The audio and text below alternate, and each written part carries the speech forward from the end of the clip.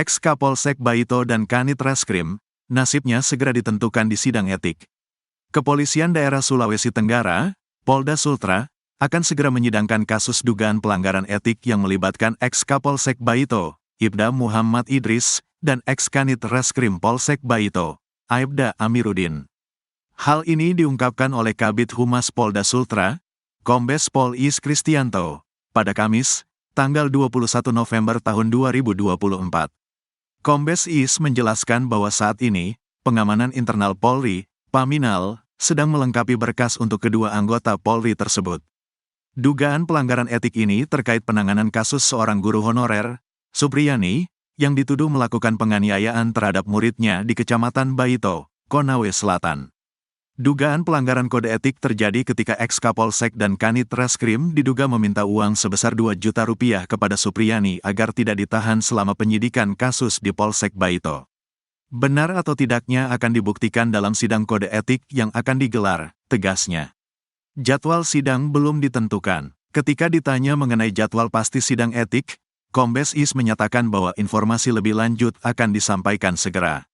Nanti kapan jadwal sidangnya saya akan sampaikan, ujarnya. Sementara itu, Polda Sultra telah mencopot Ibda Muhammad Idris dari jabatannya sebagai Kapolsek Baito untuk memastikan pelayanan di Polsek Baito tidak terganggu selama proses pemeriksaan oleh Bidang Propam Polda Sultra. Di sisi lain, kasus yang melibatkan Supriyani juga masih berlanjut di Pengadilan Negeri Andulo, Konawe Selatan. Supriyani dijadwalkan untuk menjalani sidang putusan atau pembacaan vonis oleh Majelis Hakim pada hari Senin, tanggal 25 November tahun 2024 mendatang.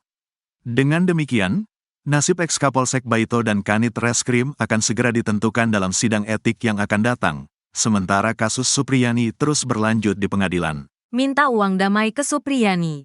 Ex-Kapolsek Baito segera disidangkan. Buntut meminta dan menerima uang damai 2 juta rupiah dari keluarga guru honorer Supriyani. Ex-Kapolsek Baito, Ibda Muhammad Idris, bakal segera disidangkan. Diketahui, guru honorer SDN 4 Baito, Supriyani, menjalani sidang perdana kasus dugaan penganiayaan muridnya pada Kamis, tanggal 24 Oktober tahun 2024, di Pengadilan Negeri PN Andulo, Konawe Selatan, Konsel, Sulawesi Tenggara, Sultra, pukul 10 waktu Indonesia Tengah. Supriyani dituding memukul anak dari Kanit Intelkam Polsek Baito Aibda WH yang berinisial D.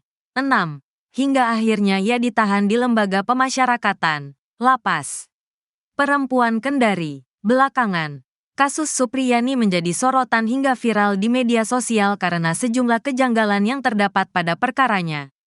Kepolisian Daerah Sulawesi Tenggara, Polda Sultra, segera menyidangkan kasus dugaan pelanggaran etik ex-Kapolsek Baito, Ibda Muhammad Idris dan ex-Kanit Reskrim Polsek Baito, Aibda Amiruddin.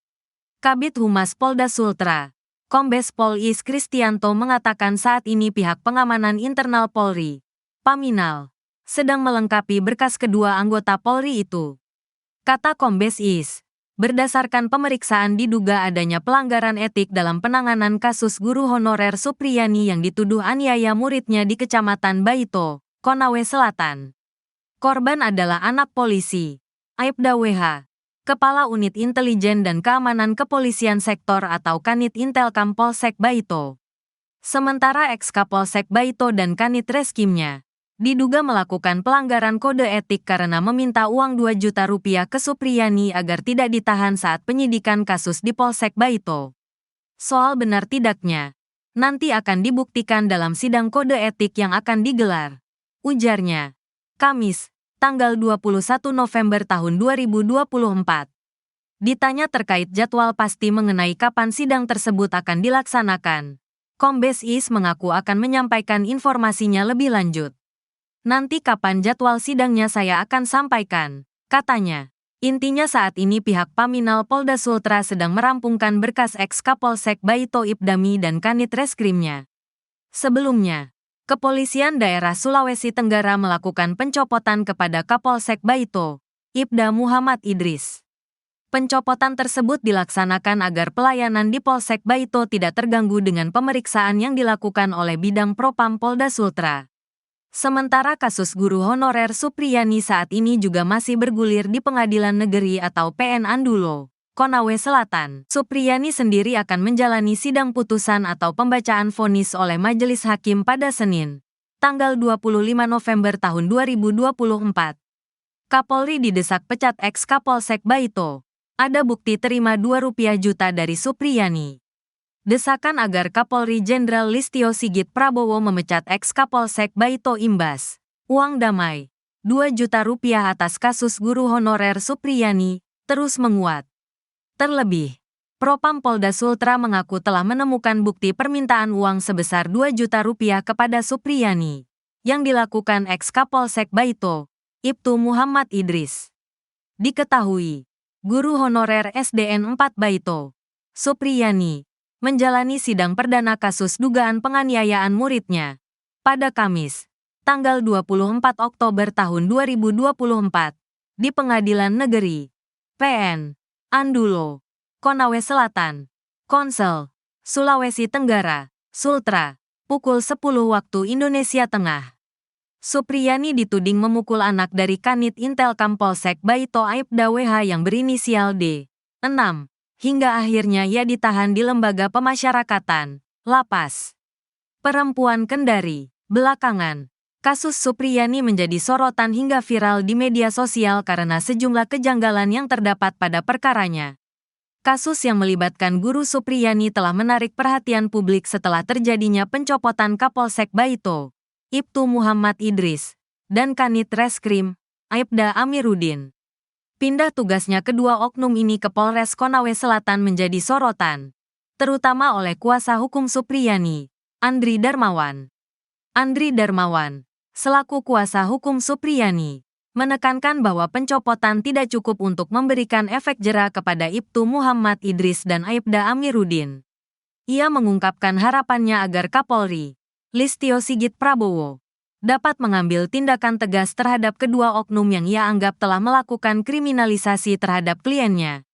Kalau ada pelanggaran prosedur oleh oknum-oknum itu harus ditindak dengan cepat, tegasnya dalam wawancara yang disiarkan pada tanggal 15 November tahun 2024, dikutip dari YouTube Nusantara TV.